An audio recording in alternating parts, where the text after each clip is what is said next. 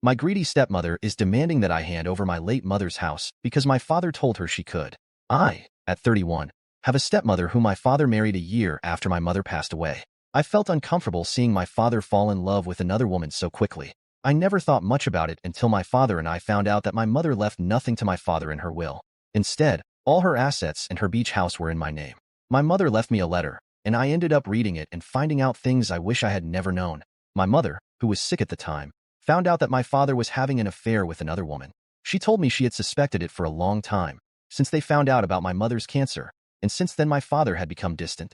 She said my father constantly asked about her will and how it reminded her that he would take care of the beach house when she passed away. My mother was shattered and spent her last days with an unfaithful person. When I read the letter, I couldn't help but cry uncontrollably in my room. I wished I had been there for my mother, and the more I cried, the more I felt anger and hatred towards my father and my stepmother.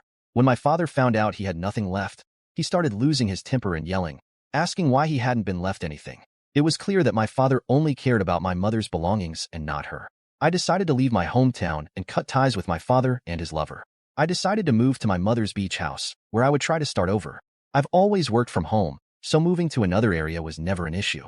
It wasn't until recently that I received a text message from my stepmother. She asked how I was doing, and I didn't respond. She texted again and was more direct. She told me I needed to move out of the beach house because my father and she were moving in, but if I wanted to stay, I could pay them rent for my room. I looked at the message completely speechless, unsure if she was lying or if she was serious. I told her the house was in my name and that I would call the police if they set foot in my home. She never responded. After that, I thought that was the end, until a couple of weeks later.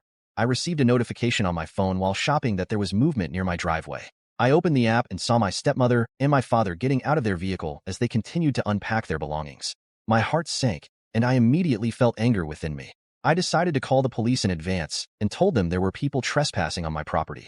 By the time I arrived, the police were already there. Now you can check if there's a part 2 by pressing share and more.